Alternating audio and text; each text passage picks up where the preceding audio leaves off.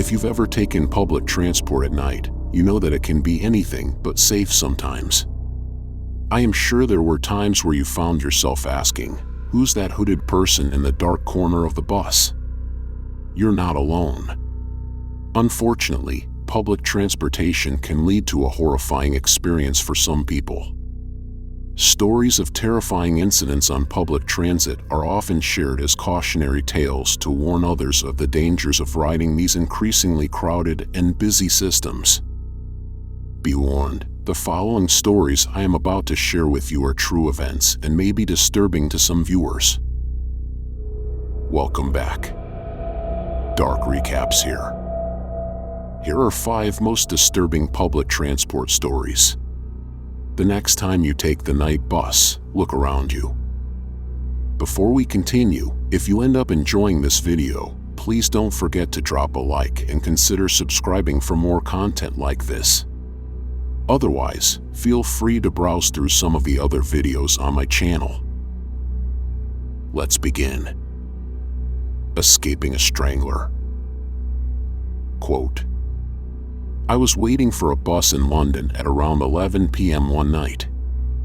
I was alone at the bus stop until a man in a hoodie and sporting a backpack walked up to the stop. He stood at the opposite end of the bus stop and looked over at me in a sort of creepy way. Not wanting to assume he was crazy, but still being wary from past experiences of nearly being assaulted, I casually pulled out my pepper spray and loaded it. He took off his backpack and pulled a pair of gloves and a rope from it, put the gloves and backpack on, and then began wrapping the rope around his left hand. I got really freaked out, so I stepped off the pavement to run across the street. Luckily, my bus came at that moment, so I ran like a crazy woman onto it and sat down. While the bus was pulling away, I looked out the window at the scary man, and he was staring at me intensely, with the rope wrapped around his left hand and his right holding it taut. I called my boyfriend after the experience, and he just laughed and said I was lying. I'm fairly sure I escaped the clutches of some sort of strangler in Lewisham. End quote. Creeper on the bus. Quote, I got on a mostly empty bus and sat down. Out of the corner of my eye, I saw someone get up, cross the aisle, and sit down in the seat behind me. Thought that was weird, but put it out of my mind. The bus starts moving. A few minutes later, I feel something brush my side. Look down. The dude who'd moved to sit behind me had reached around my seat to touch me. I turned around and gave him a what the EF look. He sat back and muttered a quick apology. I shrugged it off as something odd, resumed staring out the window. A few minutes later, it happened again. I turn around and say loudly, "Keep your hands to yourself." Then I get up and move to a seat in the frontmost row. The bus stops to take in more passengers. Someone sits next to me. I do not look up to see who it is. Then I feel a hand on my knee. I look over, and it is the creeper. So I shout, "Keep your effing hands to yourself." He mutters, "I ain't doing anything. It was an accident." A woman nearby has seen and heard the whole thing. She gets up and starts yelling at the guy. He starts yelling back.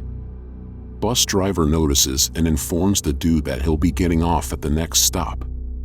Creeper is still shouting at that other lady. She lets him know that she'll be getting off to kick his butt. The driver makes him get off at the next stop. The woman follows. I like to think she beat his ass. She looked like she could have. End quote.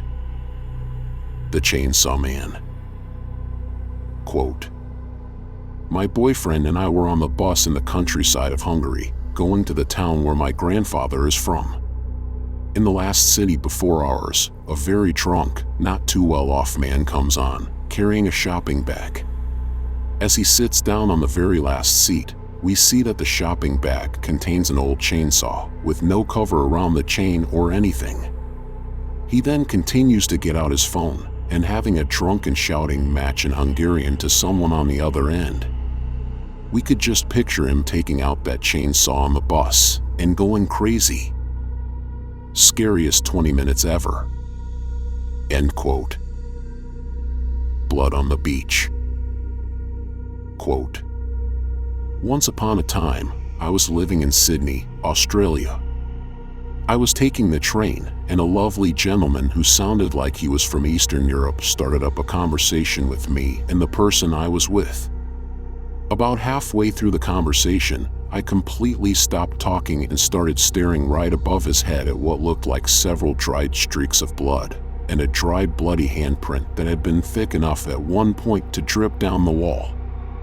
The man was leaning against the bottom portion of a couple of the streaks. As they were right above his seat, the benches sat flush to the walls of the car.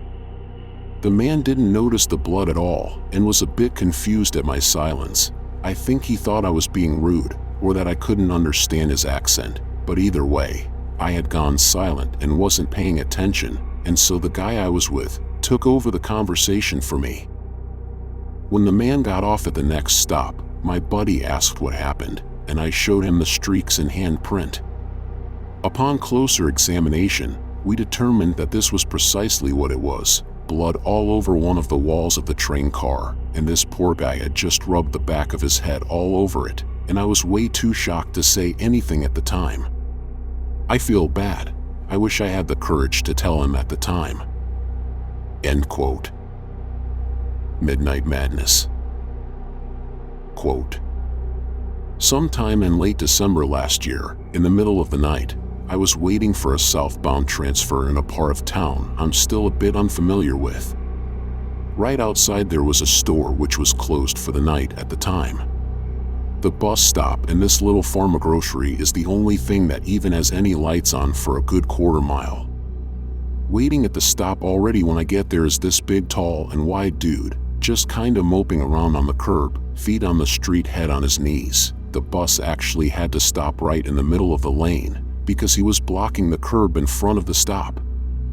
I don't notice anything particularly out of place because it's dark and I'm trying to mind my own business with my headphones, mostly as a defense against the nosy or crazies.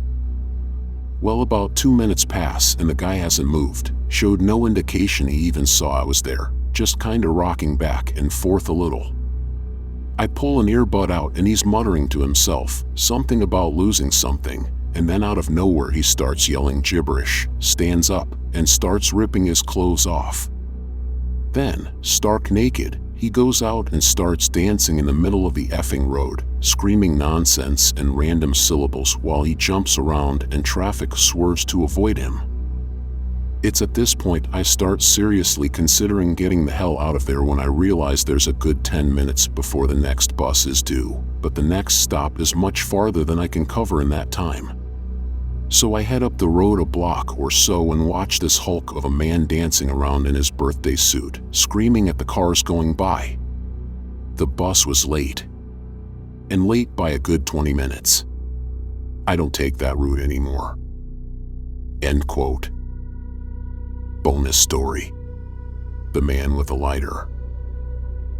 Quote, so I was 13, flying by myself for the first time.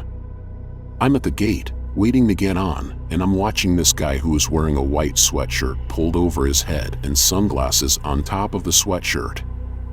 He is running back and forth on those people movers, racing a bottle of Sprite that he sits on the railing and laughing like a madman. Now, this isn't the type of flight where you have an assigned seat. You just get on according to when you check in and sit wherever you want. So, I get on the plane, and who sits next to me but the hooded man? He sits down, takes off his sunglasses, and his hood revealing a red bandana he has tied around his head.